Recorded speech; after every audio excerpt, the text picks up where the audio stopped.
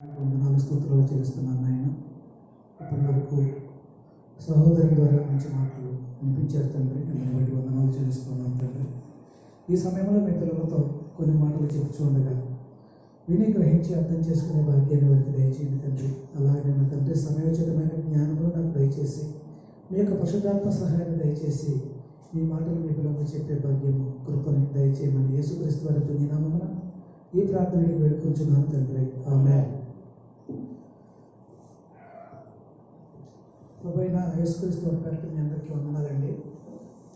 ప్రియమైన దేవుని పిల్లలారా, ఇంతవరకు కూడా సహోదరుడు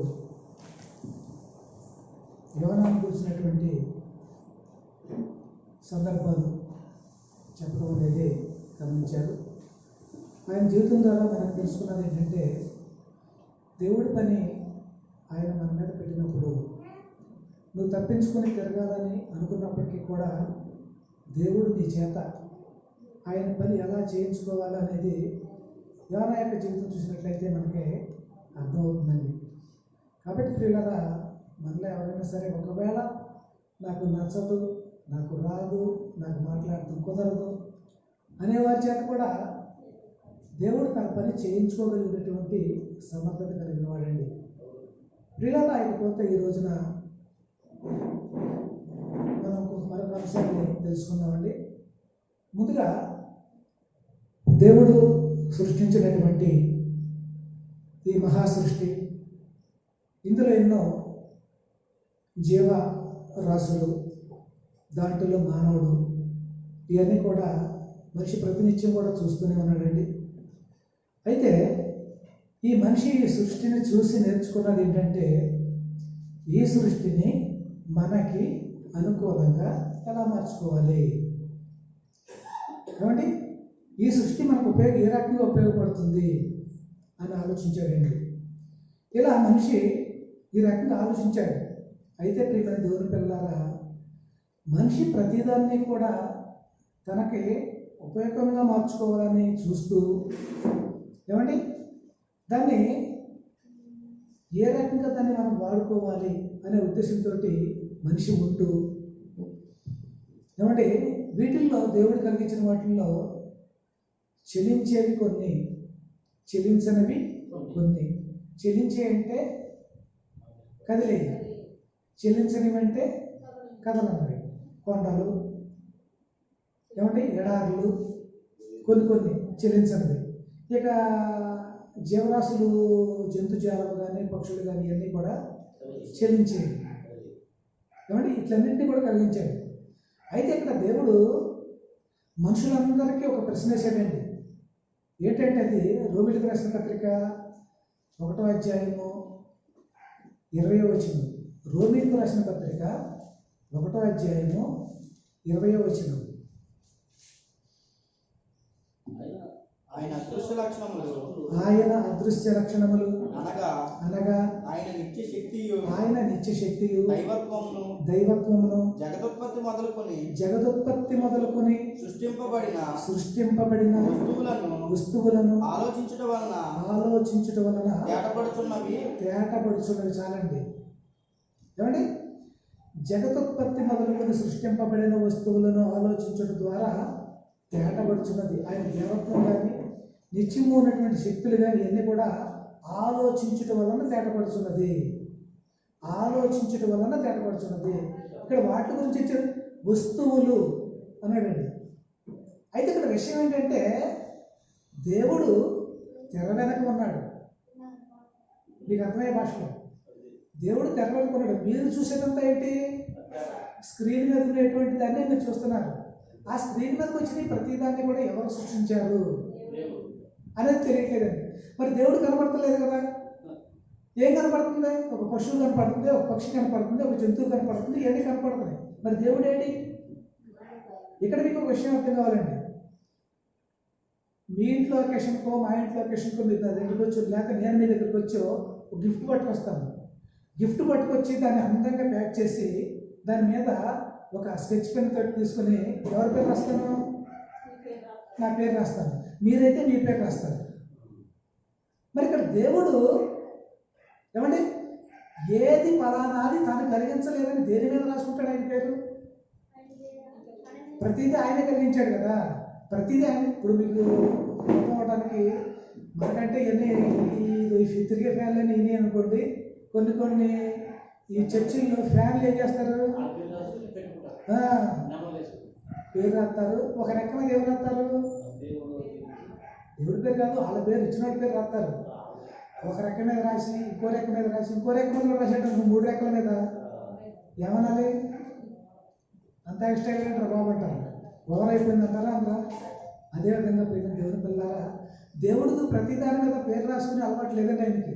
ఏంటంటే కలిగించింది మొత్తం కూడా ఎవరో? ఆయనే కలిగించాడు. కానీ మనిషికి తెలివితేటలు ఎక్కువైపోయి ఎలా మాట్లాడుతున్నాడంటే, దేవుడు ఉంటే నాకు చూపించు, దేవుడు ఉంటే నాకు కనపడమను అంటున్నాడండి. ఇప్పుడు చదివిన విషయం ఏంటి? జగతోత్పత్తి మొదలుకొని సృష్టింపబడిన వస్తువులను ఆలోచించడం ద్వారా తేటపడుచున్నది. ఏమని తేటపడుచున్నది? దేవుడు చేశాడని, వీటన్నిటి మన దేవుడు ఉన్నాడని అర్థమవుతుందండి. ఈ విషయం చాలా మందికి అర్థం కాదు. ఇది కంటికి కనపడేది పలానా, కంటి ముందు తీసుకొచ్చి ఇదిగోరా బాబు అంటే పలానా వస్తువుని చూపిస్తే ఉంది అని నమ్ముతాడండి. మరి గాలి ఉంది కదా, గాలి కంటికి కనిపిస్తుందా? గాలి కనపడదు. గాలి కనపడకపోయినా దాని యొక్క లక్షణం ఉంటుందా? లక్షణం ఉంటుంది. అలాగే దేవుడు కనిపించకపోయినా దేవుడి లక్షణాలు అనేవి ఉన్నాయండి. ఆ దేవుడి లక్షణాన్ని బట్టి కురిసేటి వాన, కురిసేటి మంచు, మండేటి సూర్యుడు, వీచేటి గాలి, సముద్రాలు, జలపాతాలు, అబ్బబ్బబ్బ సృష్టిలో దేవుడు కలిగించిన ప్రతిదీ కూడా నువ్వు ఆలోచించడం ద్వారా ఏమని తేటపరుస్తుంది? వీటన్నిటి వెనకమాల సృష్టికర్త అనేవాడు ఉన్నాడు. ఇల్లు ఉందండి, ఎవ్వరి ప్రమేయం లేదు, దానంతా అదే లేచిపోయింది అంటే నువ్వు నమ్ముతావా? నమ్ముతావా? నమ్మవు. నేను నమ్మనయ్యా, ఇల్లు దానంతా అదే ఎలా లేస్తుంది? మరి సృష్టి నీకు అనుకూలంగా 3 కాలాలుగా ఏమంటే నీకు కావాల్సినటువంటి ఎన్నో రకాల పండ్లు, పువ్వులు, కూరగాయలు, కాబట్టి ఎన్నో జంతువులు, ఎన్నో పక్షుల చేత నీకు అనుకూలంగా నీకు ఉపయోగపడేలా సృష్టి ఎలా తయారైంది? దీనికి ఒక పేరు పెట్టారండి, బిగ్ బ్యాంగ్ థియరీ అని. బిగ్ బ్యాంగ్ ద్వారా ఒక ప్రేరుడు సంభవించిందండి. ప్రేరుడు సంభవిస్తే సృష్టి ఏర్పడింది అన్నారు. మీ ఇంట్లో ఒక బాంబు పెట్టండి, కట్టి నీళ్ళు పడిపోతా, కొత్తిల్లు మొదలైద్దా? కట్టిల్లు పడిపోద్దండి. మరి ప్రేరుడుకున్న లక్షణం ఏంటి? ప్రేరుడు అంటే అది కాదండి ప్రేమ దేవుని పిల్ల. ప్రేరుడు కాదు అక్కడ. శబ్దం అంటే ఏంటంటే దేవుని యొక్క మాట. దేవుని మాట వలన కలిగింది. దేవుని మాట వలన ఈ సృష్టి అంతా కూడా కలిగింది.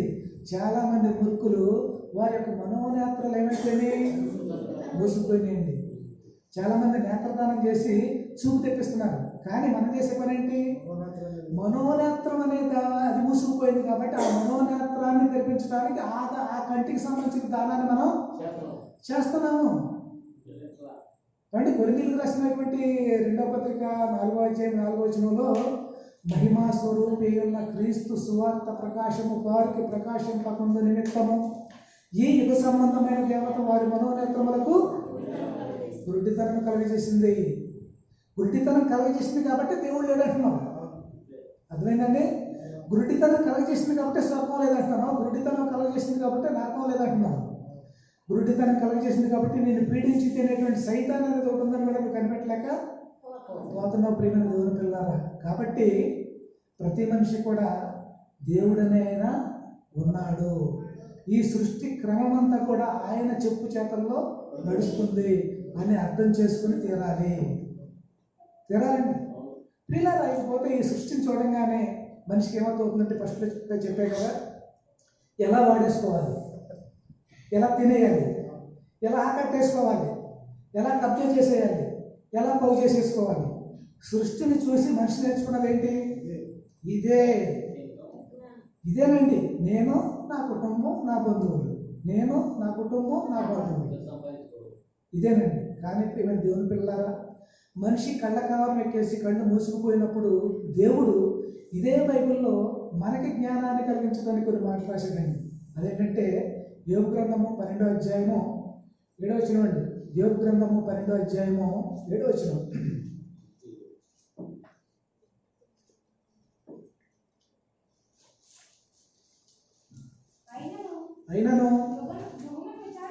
అయినను మృగములను విచారించుము, అవి నీకు బోధించును. ఏమండి, ఎవరికి చెప్తున్నాడు ఈ మాటలో? ఎవరికి చెప్తున్నాడండి? మనకి చెప్తున్నాడు. మనకి ఎవరిని చూసి నేర్చుకోమంటున్నాడు? మళ్ళీ చదవమ్మా. అయినను మృగములను విచారించుము, అది నీకు బోధించుము. ఆకాశ పక్షులను విచారించుము, అవి నీకు తెలియజేయును. భూమిని పూర్తి ధ్యానించిన ఎడల అది నీకు బోధించును. సముద్రములోని చేపలను నీకు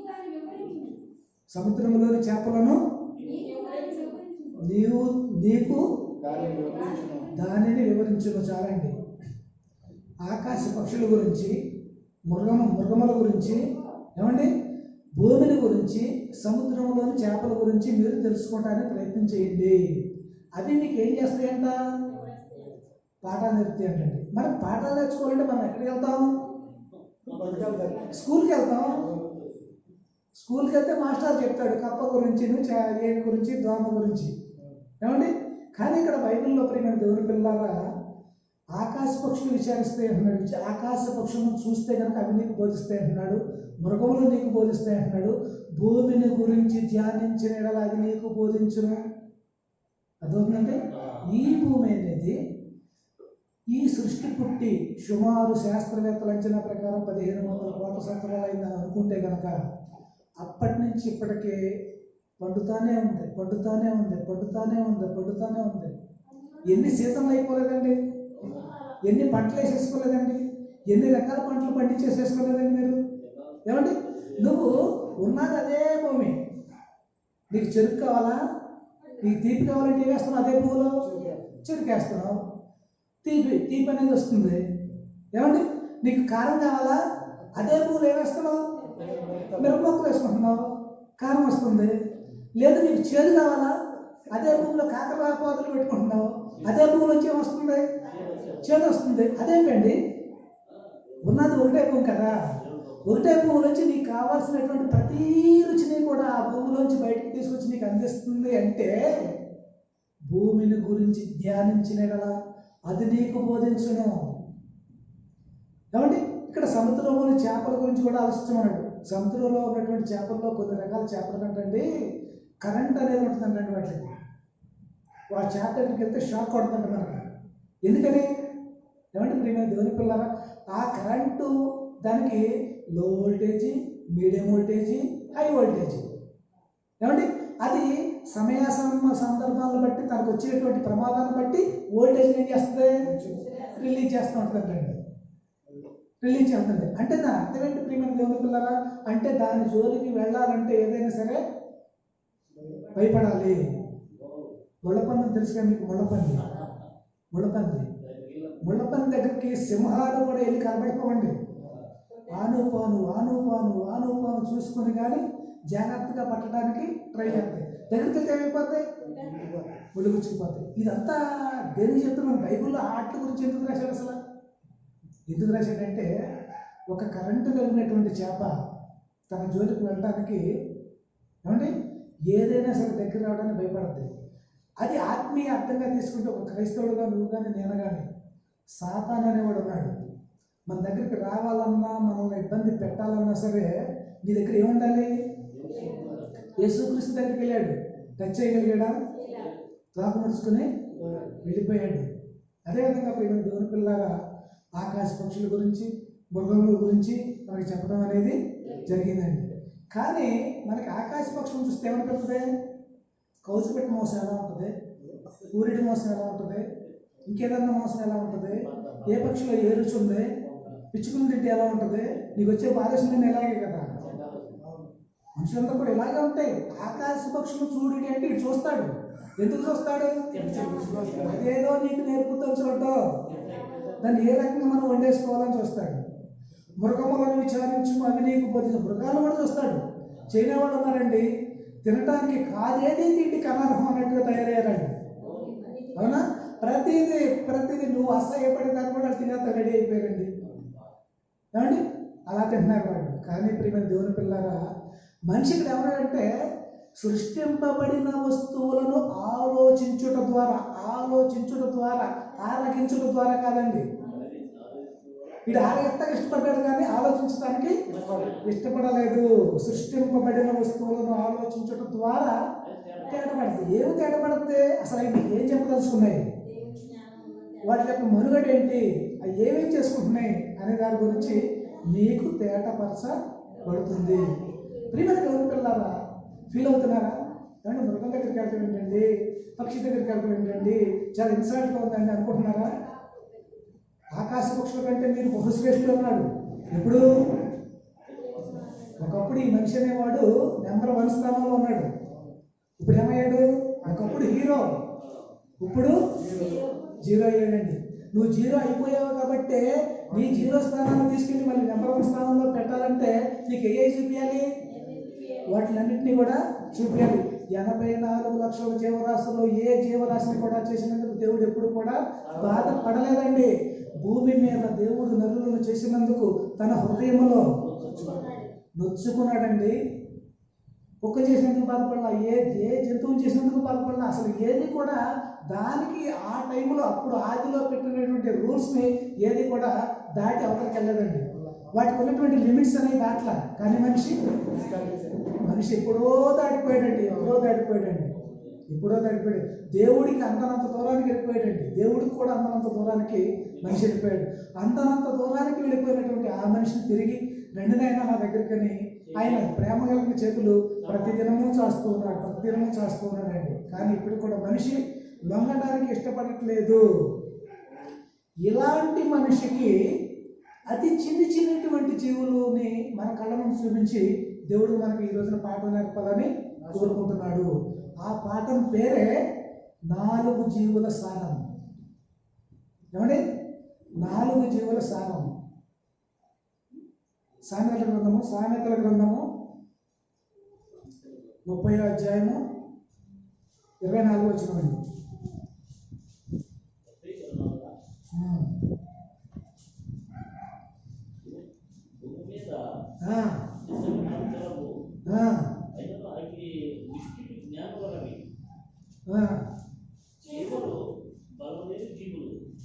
ఇక్కడ 4 జీవుల సారం. 1 చీమలు, 2వది కుందేలు, 3వది మిడతలు, 4వది బల్లి. అర్థమైందండి? 1 చీమలు, 2వది కుందేలు, 3వది మిడతలు, 4వది బల్లి. చీమ ఎంత అండి? చీమ ఎంత, దాని బ్రతికెంత? దాని దగ్గరికి వెళ్ళి మనం జ్ఞానం నేర్చుకోవాలి. ఏమండి? మన మెదడంతా సుమారు 350 గ్రాములు ఉంటుందంటారు మన మెదడు. కానీ చీమ ఎంత, దాని తలకాయ ఎంత, దాని తలకాయలో ఉంటే మెదడు ఎంత? చాలా తక్కువ కదా. ఇంతలో మనిషిని తీసుకెళ్ళిపోయి అంత చిన్న చీమ దగ్గరికి వెళ్ళి, ఒరే ఇక్కడికి వెళ్ళి నువ్వు జ్ఞానం నేర్చుకోమంటాడు దేవుడు అని మనం ఇన్సల్ట్ చేస్తాడు అనుకుంటున్నారా?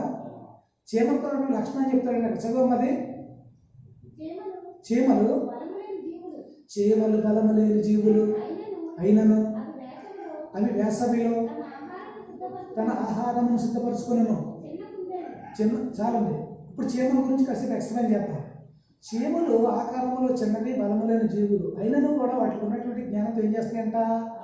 ముందు చూపు అంటారు కదా. వేసవికాలం ఏం చేస్తాయి? ఆహారాన్ని సిద్ధపరచుకుంటాయి. అంటే వచ్చేది వర్షాకాలం కాబట్టి వర్షాకాలం బయటకు వెళ్ళడం కుదరదు కాబట్టి అక్కడ ఆహారం దొరకదు కాబట్టి ఇప్పుడు ఏం చేస్తున్నాయి? దీపమండంగానే ఏం చేస్తున్నాయి? ఇల్లు చక్కబెట్టుకుంటున్నాయి. వీటికి భవిష్యత్తు అనేది కనపడుతుంది. ఇక్కడ మీరు శరీరపరంగా ఆలోచించారు. శరీరపరంగా కాదండి, రాబోయే కాలం ప్రమాదమైన కాలం. ఆ ప్రమాదకరమైన కాలాన్ని తప్పించుకోవాలంటే ఇప్పుడు మనం ఏం చేయాలి? ఆహారాన్ని సిద్ధపరచుకోవాలి. ఇది మన క్రైస్తవ జీవితానికి ఆత్మీయార్థంగా తీసుకుంటే నువ్వు చచ్చిపోయిన తర్వాత జీవితం అనేది ఒకటి ఉంది. అది ప్రమాదకరమైన కాలం కాబట్టి ఇప్పుడున్నటువంటి ఈ కాలంలో నువ్వేం చేయాలి? జాగ్రత్త పడాలి. జాగ్రత్త పడటం ఏంటంటే ఇప్పుడు బ్రతికే రాబోయే జీవితానికి పునాది అవుతుంది. ఇక్కడ భవిష్యత్తు గురించి నీకు ఒక విషయం చెప్పింది. తర్వాత ఇంకోటి ఏం చెప్పిందంటే చీమ గురించి. చీమలో ఒక క్రమ పద్ధతులు ఉంటాయండి. ఒక క్రమాన్ని నేర్చుకోవాలంటే మనం ఎక్కడికి వెళ్ళాలి? చీమ దగ్గరికి వెళ్ళాలి. వాటికి విచారణకర్త లేడు, పై అధికారి లేడు, అయినా కానీ లైన్గా వెళ్తాయండి, లైన్గా వెళ్తాయి. అవి భవిష్యత్ కాలాన్ని ఆలోచించుకుని ఏం చేస్తున్నాయంటే వేసవి కాలం నుండి ఆహారాన్ని సిద్ధపరచుకుంటున్నాయి. కానీ మనిషి ఏం చేస్తారు తెలుసా? వేసవికాలం వస్తే రాబోయేది వర్షాకాలం కాబట్టి ఇప్పుడు ఒడియాలు పెట్టేసుకుందాం, ఏమండి, తర్వాత చల్లనరకాయలు అన్ని పెట్టేసుకుందాం, తర్వాత వర్షాకాలంలో మామిడికాయ దొరకదు కాబట్టి ఉప్పులోకి మామిడికాయ గుజ్జు కావాలంటే దాన్ని రుబ్బేసి దాన్ని పీస్ తీసుకుని ఎండబెట్టేసి మామిడికాయ దొరకని కాలంలో ఉప్పు మామిడికాయ వండేసుకునే రకం. అవునా కదా? ఈ జాగ్రత్త నీకు ఉంది మనిషికి, మనిషిగా ఈ జాగ్రత్త అయితే ఉంది. కానీ చీమలు చెప్పినటువంటి ఆలోచన ఏంటి? ఏమంటే చీమలు నీకు ఏం చెప్తున్నాయంటే టూకీగా రాబోయే ఒక జీవితం అనేది ఉంది, ఆ జీవితం కోసం నువ్వు ఎక్కడ జాగ్రత్త పడాలి? ఇక్కడే జాగ్రత్త పడాలి అని చెప్పాడు. అందుకనే సాయంత్రం 6 ఏమంటాడు? సోమరి చీమల ఎద్దుకు వెళ్ళుము, జ్ఞానం నేర్చుకును, వాటికి పై విచారణకర్త లేడు అని చెప్తాడండి. ఒకటి భవిష్యత్తుకు సంబంధించిన జ్ఞానం చీమల దగ్గర ఉంది. రెండోది సక్రమమైనటువంటి పద్ధతి, క్యూ పద్ధతి అనేది ఎక్కడుంది? చీమల దగ్గరే ఉంది. ఎవడో అరే కరెక్ట్గా ఉండని చెప్పక్కర్లేదండి, చాలా లైన్గా పెడుతూ ఉంటాయి. మూడోది ఏంటంటే వాటిలో ఉన్నటువంటిది ఐక్యత. ఐక్యత ఉంటుందా లేదా? వాటికి ఐక్యత ఉంటుంది. ఎలాగ చెప్పంటారా? ఒక్క చీమ ఒక పాముని చంపలేదండి, ఒక చీమ ఒక పాముని చంపలేదు. దాని పద్యం కూడా ఉంది కదా, బలవంతుడు నాకేమని పలువులతో నిగ్రహించి పలుకుట మీద బలవంతమైన సర్పము చలిచీమల చేత చెక్కి అన్నీ కలిపి ఏం చేస్తాయి? బలవంతమైన సర్పాన్ని ఏం చేస్తాయంటే చంపేస్తాయండి. కానీ క్రైస్తవులు లోపించింది ఏంటి? అదే లేదండి. అందుకే నేను ఎక్కడికి వెళ్ళమన్నాడు? చీమల దగ్గరికి వెళ్ళు, చీమల దగ్గరికి వెళ్ళు. సహోదరులు ఐక్యత కలిగి ఉంటే ఎంత మేలు, ఎంత మనోహరం అంతా చెప్పుకుంటారు. ప్రతి క్రైస్తవుడు చెప్పుకుంటాడు, కానీ ఎవడగలరు. అవునా? కాబట్టి ప్రేమ దేవుని పిల్లలు, ఒక చీమ దగ్గరికి వెళితే మనకి ఎన్ని విషయాలు నేర్పుతుందండి. ఐక్యత నేర్పుతుంది, క్రమం నేర్పుతుంది, భవిష్యత్తులో రాబోయే ప్రమాదం గురించి ఇప్పుడే జాగ్రత్త పడుతుంది. ఇవన్నీ కూడా మనం అర్థం చేసుకోవాలి. ఇప్పుడు అదే సామెతల గ్రంథము 30వ అధ్యాయము 26వ వచనం. చిన్న కుందేలు బలము లేని జీవులు అయినను అవి పేటు సందులలో నివాసములు కల్పించుకున్న. చాలండి, చిన్న కుందేలు బలము లేని జీవులు, అవి పేటు సందులలో వాటి నివాసములు ఏర్పాటు చేసుకును. చిన్న కుందేలండి, పేటు సందులు. పేటు అంటే ఏంటి? బండలకి సందులు, చిన్న సందులు ఉంటే ఆ సందులో దూరిపోయి అక్కడ నివాసం అనేది ఏర్పాటు చేసుకుంటుందండి. ఎందుకని? ఏ సింహమో, ఏ చిత్తుకులో, ఇంకేదైనా రేసు కుక్కో ఎలాంటిదైనా సరే కనబడితే ఏం చేస్తుంది? హామ్ పట్టుకు తినేస్తుంది. అందుకని అలాంటి సింహము నోట్లో పడకుండా ఉండడానికి ఎక్కడ ఏర్పాటు చేసుకుంటుంది ఇది నివాసం? పేటు సందులలో ఏర్పాటు చేసి ఉంటుందండి. అంటే ఆ సందులోకి సింహం వెళ్ళలేదు, చిరుతపులు వెళ్ళలేదు, ఏది కూడా రాలేదు. ఆ పేటు సందు అనేది ఎలా ఉంటుంది? విశాలంగా హ్యాపీగా ఉంటుంది, మళ్ళీ చాలా ఇరుగ్గా ఉంటుందండి.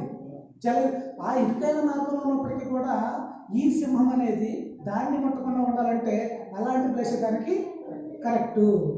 మరి ఈ కుందేలు మనకేం జరుగుతుంది?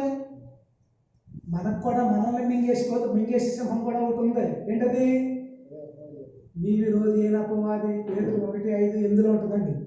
ఏమంటే మీ విరోధి అయిన అపవాది ఎవరిని మిరుగుదునా అని గర్జించు సింహం వల్లే తిరుగుచున్నాడు. అది ఆ బండలోకి వెళ్ళింది. నువ్వు ఈ సింహాన్ని దొరకకుండా ఉండాలంటే నువ్వు ఏ బండ దగ్గరికి రావాలి? క్రీస్తు అనే బండ దగ్గరికి రావాలి. ఈ కుందేలు ద్వారా మనం నేర్చుకునేటువంటి పాఠం ఇదండి. ఒకటి చీమ గురించి చెప్పాడు, 2 కుందేల గురించి చెప్పాడు, మూడోది ఏంటి? మిడతలు. అదే సామెతల గ్రంథము 30వ అధ్యాయము 27వ వచనం అండి. మిడతలకు రాజు లేడు, అయినను అవన్నీ పంక్తులు తీరి సాగిపోవును. అవన్నీ కూడా పంక్తులు తీరి పాడుకో. మిడతలు అనగానే మీకు ఒక రకమైనటువంటి భయోత్పాతం అనేది కలగాలండి. ఎందుకో చెప్పమంటారా? ఈ మిడతలు అనేవి సామాన్యమైన కదా. ఈ మధ్య కూడా మీరు మిడతల గురించి విన్నారా లేదా? మిడతలు వచ్చేసి పలానా పంట మీద పండి అంటే ఆ పంట తెల్లారపాటికి స్మాష్ అయిపోయినట్టే. అలాంటి భయంకరమైనటువంటి మిడతలు. ఈ మిడతల గురించి దేవుడు మనకే నేర్పే పాఠం ఏంటి?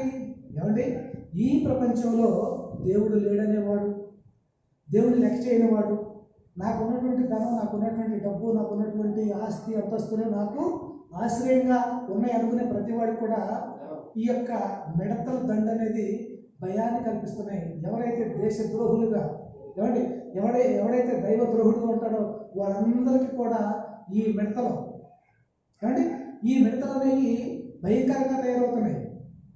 ఈ మిడతలు సామాన్యమైనవి కాదండి.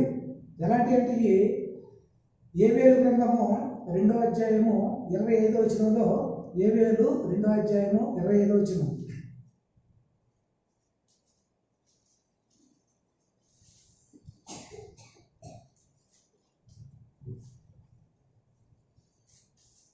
ఏవేలు గ్రంథము 2వ అధ్యాయము 25వ వచనం.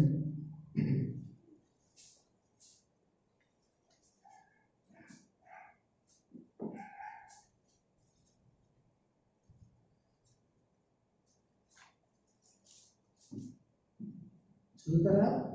మీరు కడుపారా తిని తృప్తి పొంది మీ కొరకు వింత కార్యములు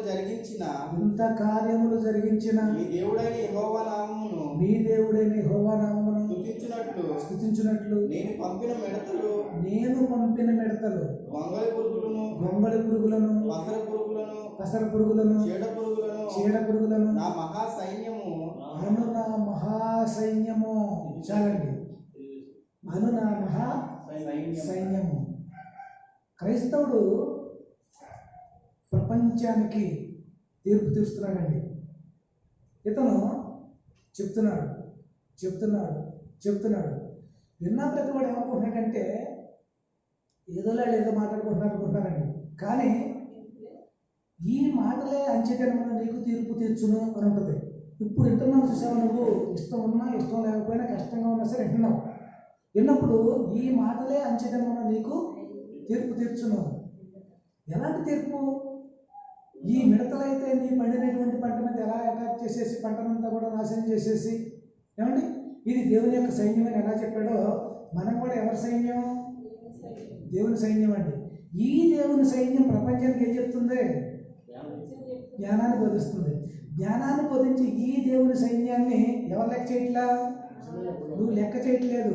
లెక్క చేయకపోతే దేవుడు పంపించిన ఆనాటి మిడతలు ఒకప్పుడు నిర్గమాకాండంలో 10వ అధ్యాయము ఒకసారి 14వ వచనం, నిర్గమాకాండము 10వ అధ్యాయం 14వ వచనం ఏం జరిగిందో, నిర్గమాకాండము 10వ అధ్యాయము 14వ వచనం అండి. ఆ తూర్పు గాలికి మిడతలు వచ్చాను. ఆ మిడతలు ఐగుప్తు దేశమంతటిని వచ్చి ఐగుప్తు సమస్త ప్రాంతంలో నిలిచాను. అవి మిక్కిలి బాధాకరమైనవి. అంతకు మునుపు అట్టి మిడతలు ఎప్పుడూనూ ఉండలేదు. అట్టి ఉండబోవు. ఆ దేశమంతా చీకటి కమ్మెను. అంతకుముందు ఏం జరిగిందంటే, ఈ ప్రాబ్లం రాకముందు అంతకుముందు వడగళ్ళనే పండి. అదేంటంటే వడగళ్ళ పండి ఎప్పుడు చదవమ్మా?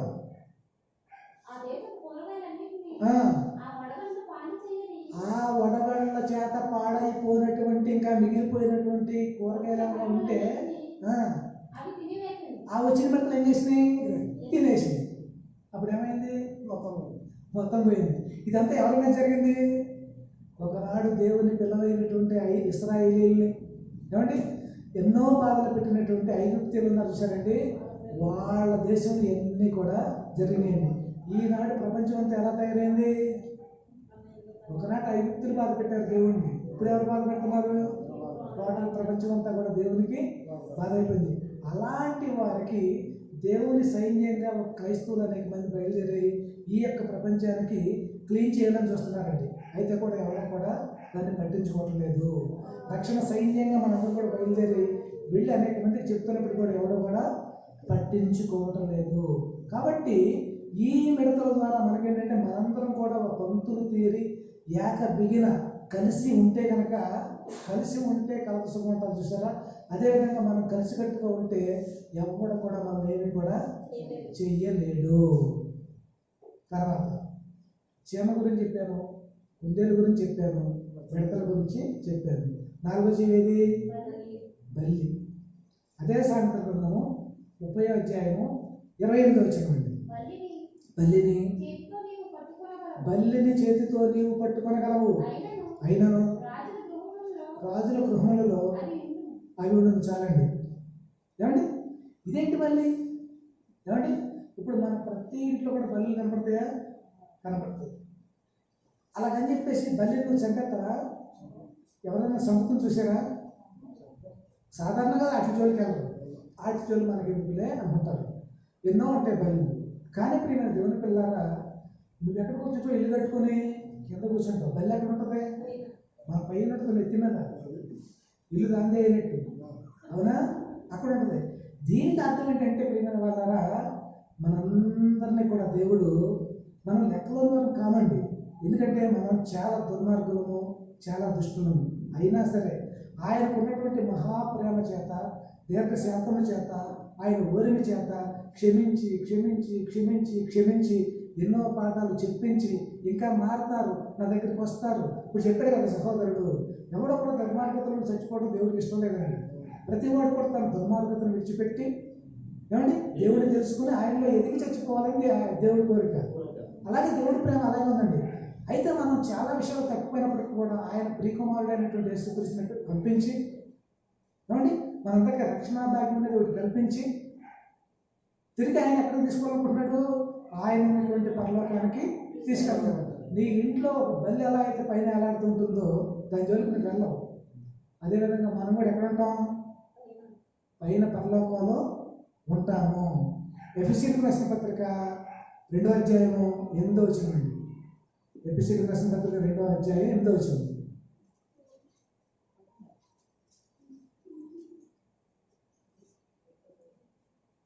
ఎఫెసీయులకు రాసిన పత్రిక 2వ అధ్యాయం 8వ వచనం.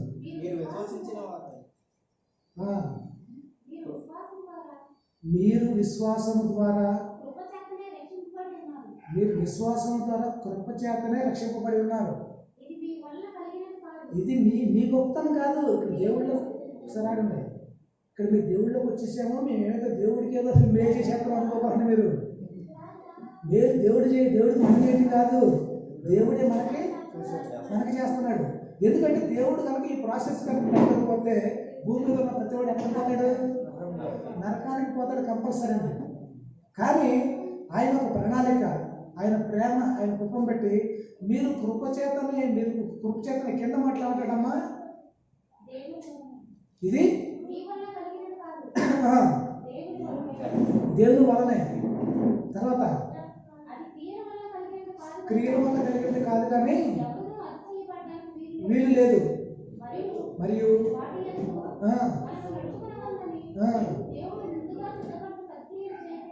చాలండి. అక్కడ మాటలు ఏమంటుందంటే ఇది దేవుని వరమే అని ఉంటుంది. ఇది దేవుని వరమే. వరమించేటండి దేవుడు మనకి వరమించండి. ఈరోజు వరం ఇస్తామంటే తీసుకునేవాడు ఉంటాడా? దేవుడి కోసం ప్రత్యక్షంగా దేవుడి విషయం అయితే నువ్వేం కోరుకుంటావు అంటే ఏదో వరాలు కోరుకుంటానంటాడు.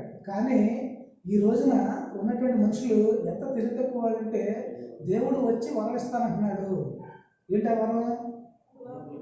పరలోకం అనే వరం ఇస్తానంటే మాకు వద్దు బాబు అంటున్నారు. అవునా? అది మాకు వద్దు అంటున్నారండి. దేవుని వరమే. నువ్వు మారాక ఇప్పుడు నీకు ఉన్నటువంటి పాపాన్నంతా కూడా తీసేస్తాడు. తీసేసి ఫైనల్గా మనం ఎక్కడ తీసుకెళ్తానంటే యోహాను సువార్త 14వ అధ్యాయం 2వ వచనంలో నా తండ్రి ఇంట అనేక నివాసములు కలవు అన్నాడా? నా తండ్రి ఇంట అనేక నివాసములు కలవు, నేను వెళ్ళి మీ కొరకు స్థలమును సిద్ధపరిచి మరలా వచ్చి నేనుంటు స్థలములో మిమ్మల్ని కూడా ఉన్నట్టుకు తీసుకొని పోయేదాం. ఎంత భాగ్యం అండి, ఎంత భాగ్యం అంటే అలాంటి మహాభాగ్యాన్ని ఈ రోజున మనుషులందరూ కూడా పోగొట్టుకుంటానికి రెడీగా ఉన్నారండి. కాబట్టి ప్రియమైన దేవుని పిల్లారా, ప్రతివాడు నేనేదో గొప్పని నాకైనా తెలియజేయట్లో నా ఆనందం, నా డబ్బు అనుకుంటున్నారు కానీ నిన్ను దేవుడు ఎక్కడికి తీసుకెళ్ళిపోయాడు తెలిసి చివరికి 4 జీవుల దగ్గరికి తీసుకెళ్ళాడు. అవన్నీ కూడా చిన్నయే, 1 చీమ, 2 కుందేలు, 3 మిడతలు, 4 బల్లి. వాటి దగ్గరికి తీసుకెళ్ళిపోయి నీకు జ్ఞానాన్ని నేర్పుతున్నాడంటే నువ్వెంత గొప్పవాడో లేకపోతే గొప్పవాడు కాదో నువ్వే తెలుసుకోలేక, నువ్వే తెలుసుకోవాలండి. కాబట్టి ప్రేమ దేవుని పిల్లరా, ఈ రోజున మీరు ఏం నేర్చుకున్నారంటే 4 జీవుల సారం, 4 జీవుల సారం. చీమకున్నటువంటి క్రమశిక్షణ మనకు లేదు, చీమకున్నటువంటి ఐక్యత మనకు లేదు, చీమకున్నటువంటి ముందు జాగ్రత్త మనకు లేదు, కుందేలుకున్నటువంటి ముందు జాగ్రత్త, ఏ సింహం నోట్లో పడిపోకుండా దానికి ఉన్నటువంటి పరిస్థితి మనకు లేదు.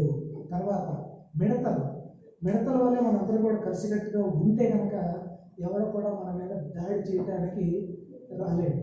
4వది, ఇవన్నీ 3 కార్యక్రమాలు జరిగిన తర్వాత ఫైనల్గా దేవుడు నీకు ఇచ్చేదేంటి? పరలోకం. నీ ఇంటి పైన బెల్ ఉంటుంది, నువ్వు ఎక్కడ ఉంటావు? పరలోకంలో ఉంటావు. ప్రార్థన చేసుకున్నాను. ప్రియ పరలోకంలో మా తండ్రి, ఇంతవరకు నాయన 4 జీవుల సారం గురించి మీ యొక్క దైవగ్రంథంలో నుంచి చిన్న జంతువుల ద్వారా మాకు పాఠాలు నేర్పి వాటికి ఉన్నటువంటి జ్ఞానం మీకు లేకపోతే విచారకరమని తెలిసి వాటి ద్వారా మనం నేర్చుకోమని కొన్ని విషయాలు మీ పిల్లలతో చెప్పడానికి కృప చూపించారు తండ్రి. మీకు వందనాలు.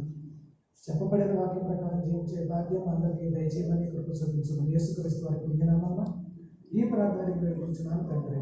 ఆమేన్. మన తండ్రి అయిన దేవుని ప్రేమ, కుమారుడైన యేసుక్రీస్తు వారి కృప, పరిశుద్ధాత్మ యొక్క అన్యోన్య సహవాసం సదాకాలం అందరికీ తోడైన నడిపించును గాక.